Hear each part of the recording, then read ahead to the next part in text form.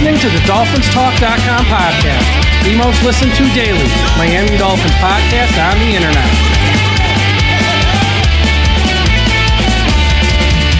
Miami's got Dolphins, the greatest of all. Come on, Dolphins fans. Time to fins up. We're in the air, we're on the ground, we're always in control. And when you say Miami, you're talking Super Bowl. Cause we're the Miami Dolphins, Miami Dolphins, Miami Dolphins number one. Miami Dolphins, Miami Dolphins, Miami Dolphins number one.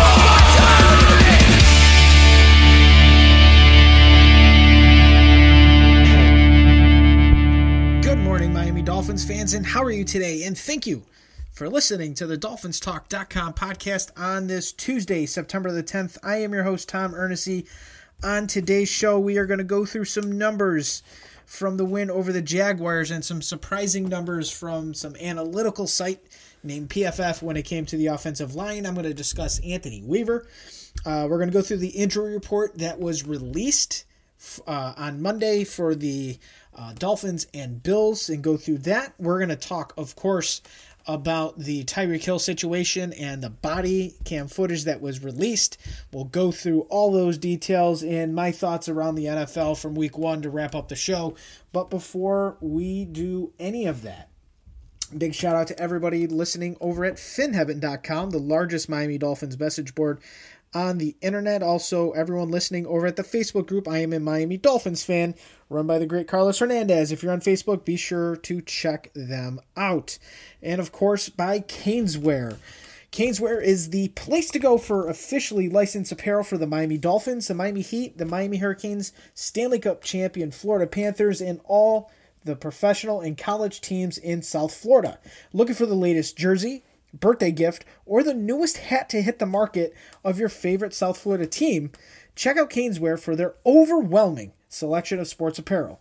Located at 2655 South University Drive in Davie, Florida, and Caneswear has it all. If you're not in South Florida, no worries.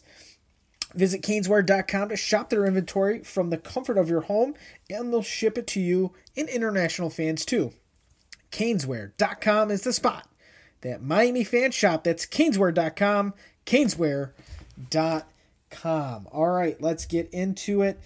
The Dolphins' comeback victory over the Jacksonville Jaguars on week 1, 20-17. Interesting stat that came from Adam Schefter that this was the first time, I think he said in NFL history, that 3 teams came from 14-point deficits to come back from 14-point deficits in week 1. It was the Dolphins, the Bears, and the Bills all did that. So that was a pretty cool statistic.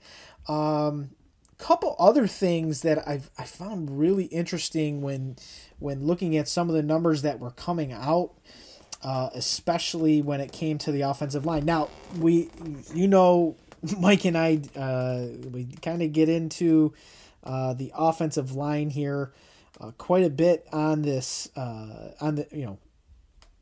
not worried. They're not worried. Well, yesterday per Pro Football Focus Analytics, I guess we shouldn't be worried about the offensive line. The PFF grades that came out were very interesting to say the least. And again, whether you like the analytical side of PFF or not, my eyes sometimes always tell a different story. But from an analytical perspective, PFF for the offensive line, 87.4 grade for Armstead. You'd figure, of course, it's Teron Armstead. Austin Jackson, 81.7. This is a common theme for him ever since, since his rebound last season. Liam Eichenberg got an 80.1 grade from PFF. Aaron Brewer at 70.2, and Robert Jones came in at the worst at 54.6. Now, again, agree with that or not. The offensive line play, it was okay. I think the second half they were much better. They felt like they were more settled in. They felt good. They provided extra protection, clearly because Tua was able to dissect the defenses for a 63-yard completion to Jaylen Waddle and an 80-yard touchdown pass to Tyreek Hill. So kudos to the offensive line. I think they had a much better second half than first half, and it really shows for pass blocking grades. I think in run blocking, they were a train wreck yesterday until late in the game, because those short passes, those bubble screens, swing passes, that kind of loosened up the defense a little bit to allow some of those deep shots to happen, which, of course, was good. Another statistic that kind of surprised me, it was the Dolphins were ranked top 5 in pass blocking grades as a unit yesterday. Now, the runs was not very good. Okay, let's put it as it is. This team led the NFL last year in yards per attempt. I think it was close to like 4.6, 4.7 yards per rush. Obviously, one of the top rushing teams in the league last year. It fell short. It just felt off yesterday. Raheem Mostert couldn't get going. Devon Achane couldn't get going on the ground. Jeff Wilson had some nice runs. Tua led the team in rushing in the first half. So, again, from an analytical perspective, however you want to look at it, they say the offensive line played well. The pass block grades were great. They did give up 3 sacks, technically 3 sacks, but it was really 2, and the 2 sacks were definitely on Tua for trying to get away from the sacks, and he took unnecessary sacks on those 2 plays. And then the other one, he slid at the line of scrimmage, which once you start your slide, you're down, and he was behind the line technically, so it counted as a sack. But overall, offensive line was okay. I thought, again, better in the second half. But they got to be on their A game for Thursday night against the Buffalo Bills. Anthony Weaver. Okay. I was not thrilled with him. If you're on X, you knew I was angrily tweeting towards him for most of the day. But his second half numbers and the game he called in the second half was just A tier. It was elite defensive play calling. The team settled in defensively, and it definitely showed. So they were getting worked in the first half. Here is the second half numbers for Anthony Weaver's defense. 76 total yards of offense. 76. 2 sacks, no points, a turnover on downs. They dialed it up. He dialed it up at the right time. But I also believe they needed that moment at halftime to kind of get their head straight. Obviously, what happened before the game probably rattled a few guys, especially guys like Jonnu Smith, Calais Campbell, and, of course, Tyreek Hill. But it was a completely different Miami Dolphins team in the second half, and it was very good to see that.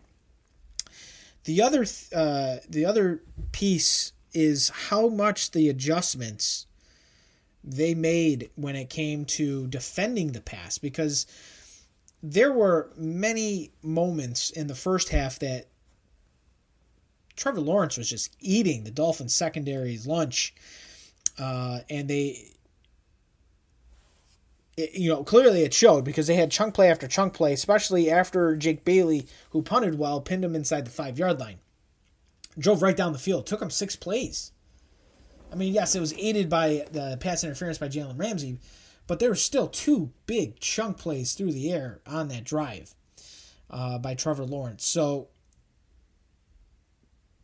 in the second half, with those adjustments, with not giving up many yards at all, Trevor Lawrence's dropbacks in the second half kind of tells a big story. And it was a completion for 3 yards. He had 3 straight incompletions. He had 2 completions for 22 and 12, an incomplete, and a sack and a sack. He was 3 for 7 for 37 yards and took 2 sacks, and they had a loss turnover on downs. Not by his own fault. They ran the ball 4 straight times on that drive and in their own territory and couldn't get the job done. So, all in all, I think Anthony Weaver did a great job adjusting to what the Jacksonville Jaguars were doing. And I think the Jaguars are going to be a good team this year, especially on the defensive side of the ball. I think they're going to be very underrated. They held their own against the Dolphins yesterday, but only, again, for a short period of time. The injury report, going to the next topic, has come out. For, again, this is just estimates for the injury report with the Bills and the Dolphins, because they clearly did not practice today. The Bills did have a walkthrough, is what it showed designated. But the Dolphins did not practice, and there was an estimation. Here's where it gets a little interesting. So both starting running backs, Devon Achane and Raheem Mostert, are on the injury report on Monday. Achane with an ankle injury. It looked like something happened to his ankle on that last catch that got it to 3rd and 1 on the game-winning drive. Something to monitor for sure. Raheem Mostert had a chest injury. He did not participate as well on the estimation. Something to keep your eye on. No Malik Washington with a quad injury. I would not expect him that he would be suiting up. Liam Eichenberg shoulder. Jalen Phillips Achilles. I mean, that man did not play like he had Achilles problems yesterday against the Jags. And Jalen Ramsey with the hamstring again. You'll expect that as he's limited, but it looks like he's going to be a go because he did play a lot of snaps. And David Long Jr. with a finger injury. He was a full estimated participant. For the Bills, big loss for them. Taron Johnson, the defensive back who has played a big role in that defensive backfield, especially when Trey White went down again. He is going to be out for the game on Thursday. Already ruled out. He was a non-participant in practice, but Coach McDermott has already ruled him out. Dwayne Smoot, defensive end, he has a toe injury. He did not participate in their walkthrough. Ty Johnson with a knee, he was limited. Javon Solomon, a defensive end with an oblique, he was limited as well. Josh Allen has a left-hand issue. He is a full go. He was full practice. So they're going to tape that hand up. Not sure exactly what happened, but there might be a cast on that left hand or some form of protection on that left hand. For Thursday, Quentin Morris shoulder, he was a full participant, and Mitch Trubisky, the backup quarterback with a knee injury, he is also a full estimated participant in their walkthrough. All right, now that we got through some of the minor things, clearly recording this on Monday night, I watched those videos. I'm clearly shaken up going through a lot of these things as my mind is with Tyreek Hill in this whole thing.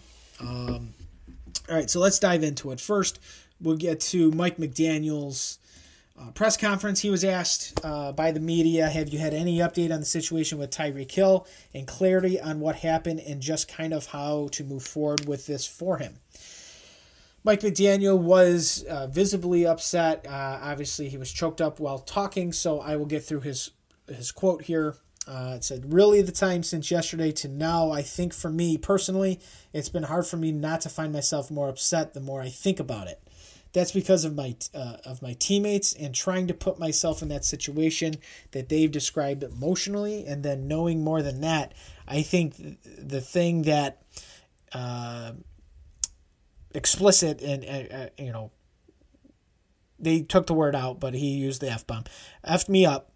Honestly, to be quite frank, is that knowing that I don't know exactly, I don't know what that feels like. I think it's very, very important that two things should be true. I think you let due process work and information to be gathered to appropriately project an opinion. However, I can't get away from the fact of what I know their experience to be. You try to put yourself, if I'm Calais Campbell and I'm 38 years old and you're going to work, whatever personal innocence that you have relative to, you're a gigantic, strong, just miraculous man that has done right in all ways, shapes, and forms. There's just elements to that is very triggering. But I also do think that it's supremely important to wait for the information to be gathered before you rush to judgment. Regardless, I know the feelings expressed to me are unsettling. Two things did come from the adversity. I'm super proud of the teammates being teammates, and I'm super proud of our guys understanding the civic responsibility of a platform and intending to do right by it. And that is from Coach McDaniel on the situation with Tyreek Hill. The videos are out. Again, I'll talk about what I found in the videos, but prior to the videos being launched on Monday evening. There were statements that were put out. I'll read both statements if you have not seen them. First, from South Florida Police Benevolent Association. Basically, this is the police union. Their statement says, quote, before the Dolphins game yesterday, an incident occurred where Tyreek Hill was placed in handcuffs before being released. First, to be clear, at no time was he ever under arrest. He was briefly detained for officer safety after driving in a manner in which he was putting himself and others in great risk of danger. Upon being stopped, Mr. Hill was not immediately cooperative with the officers on the scene who, pursuant to policy and their immediate safety, placed Mr. Hill in handcuffs. Mr. Hill, still uncooperative, refused to sit on the ground and therefore was redirected to the ground. Once the situation was sorted out, within a few minutes, Mr. Hill was issued 2 traffic citations and was free to leave. We would like to stress to the community to use this as an opportunity to remember that it is always best to obey lawful police commands first and complain later. We have worked hard across all communities to bridge the gap between what people believe law enforcement should and can do and will continue to do so.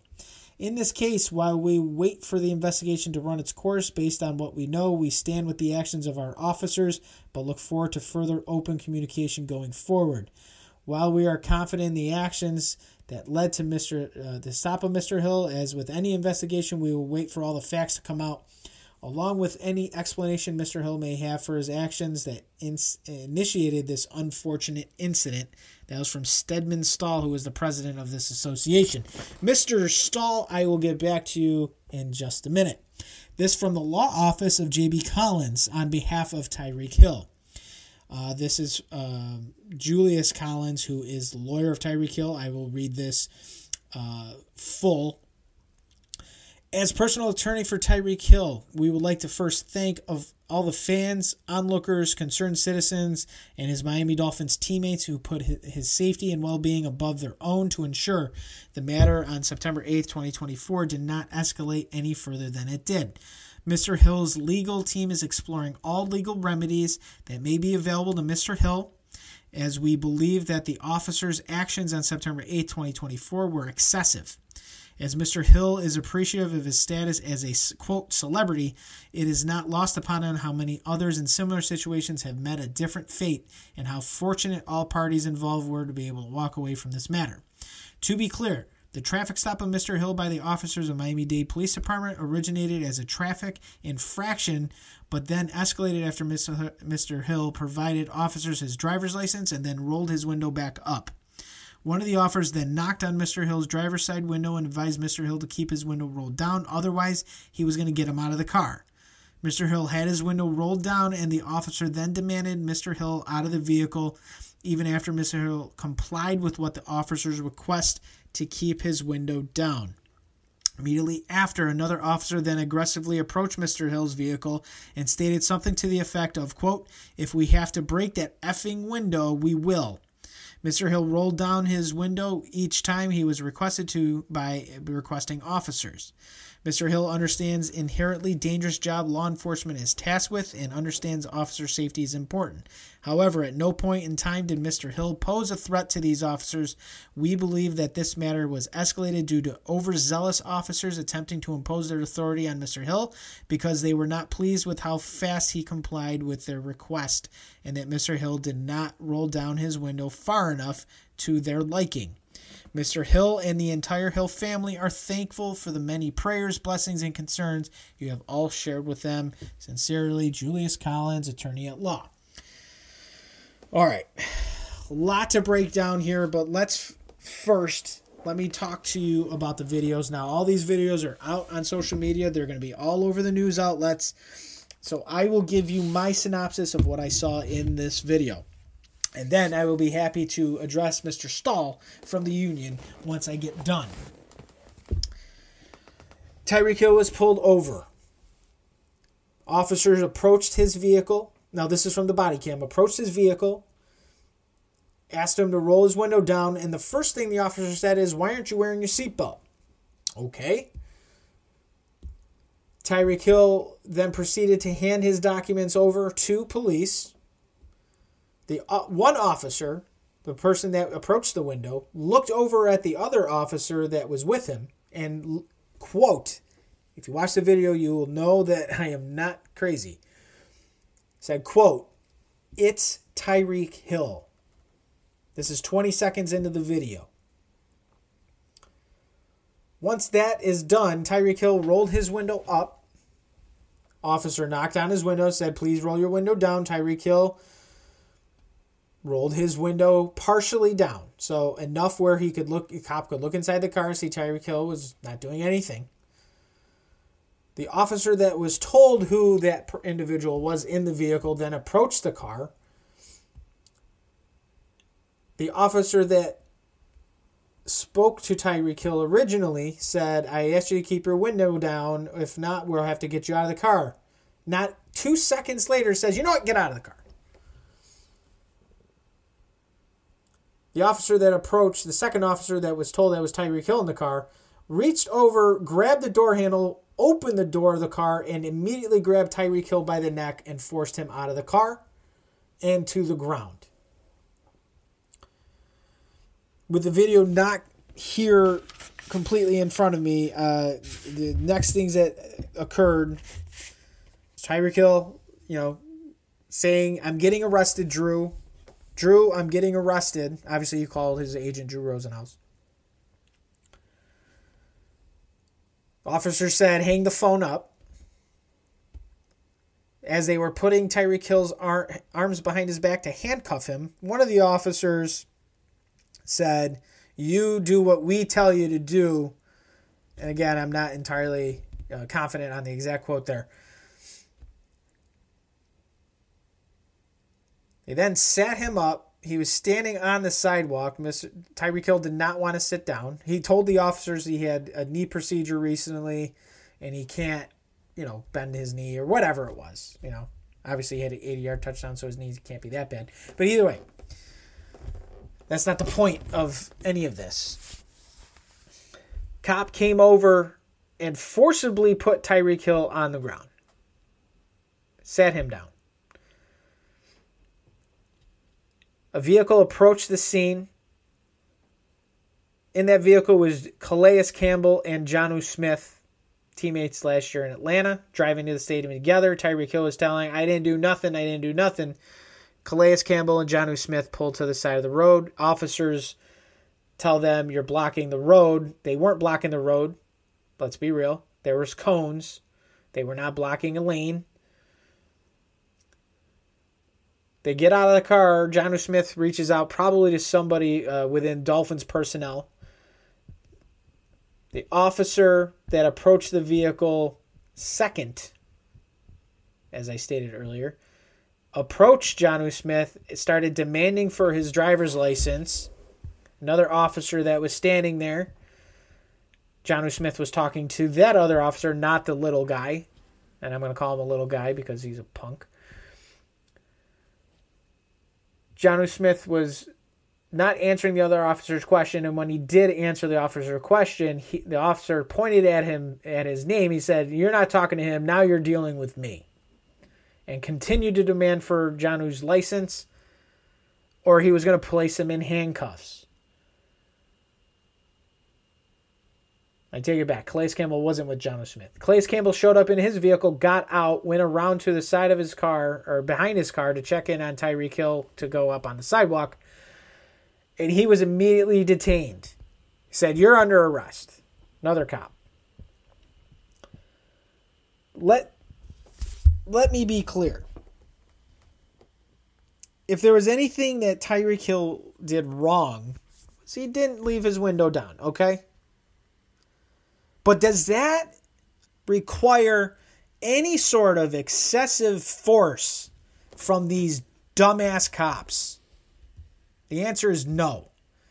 If you watch the video, it took 48 seconds from the initial tap on the window to have one of the quote-unquote police officers go up to Tyreek Hill's car, rip the door open, and get him out of the car. 48 seconds in. If it's a traffic citation, Tyreek Hill hands the officer his things, write the ticket, and let him go. Instead, he wanted to make a name for himself. So, Mr. Stedman Stahl, the head of the police union, after I just described what I saw in the video, okay, upon being stopped, Mr. Hill was not immediately cooperative with the officers on the scene who, pursuant to policy and their immediate safety, placed Mr. Hill in handcuffs. Immediate safety? For not having his seatbelt on. Because that was what was discussed. And it took 48 seconds? You were that concerned for your officers' lives? That they had to rip Tyreek Hill's door open because he kept rolling his window up and then rolling it back down when complying with officers.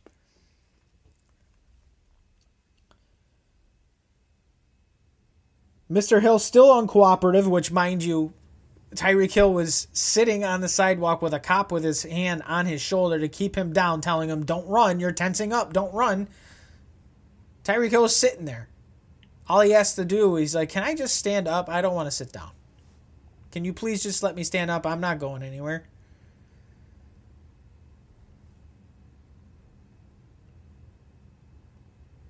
But because he did not want to sit on the ground, they forcefully put him on the ground. After they forcefully put his face on hot pavement. Once they yanked him out of the car for no reason other than they were butthurt because he didn't have his window all the way down. If you can sit there with a straight face and think that these police officers are doing their duty, it is pure 100 grade A bullshit. And I truly hope that the team being Tyreek Hill's legal team, files their lawsuit. It is unnecessary. And what Tyreek Hill said in his press conference after the game was over, what if I wasn't Tyreek Hill? Because we've seen these situations play out across the country. In this situation, the police officers, in my opinion, were 110% in the wrong for excessive force. Tyreek Hill was wrong for just not having his window rolled down the way they'd liked it to be. But that still doesn't warrant what transpired after. And for the for the multiple teammates that came over to be ran up on the way that the cops ran up on him, the way Calais Campbell described it is exactly the way it happened in the video. Same with Jonnu Smith. There's going to be a lot more to this story. We're going to keep you up with that at DolphinsTalk.com. Be sure to follow us on the main account at DolphinsTalk. You can follow me on social media at DolphinsTalkTom. We got a game this week. I am going to be on the Cover One podcast, as I am every year, talking to Greg Thompson and Aaron Quinn about the upcoming game on Thursday night with the Miami Dolphins hosting the Buffalo Bills in a big division matchup early in the season. So be sure to check out that show. I should be on, I think, around 9:30. I got to confirm time. But I will post that on my social media account. So be sure to check that out so you can hear my thoughts on the upcoming game against the Buffalo Bills. We got shows all week. We look forward to talking to you again after a while. Fins up. Let's go. Thank you for listening to the DolphinsTalk.com podcast. Be sure to visit DolphinsTalk.com every day for all of your latest Miami Dolphins news.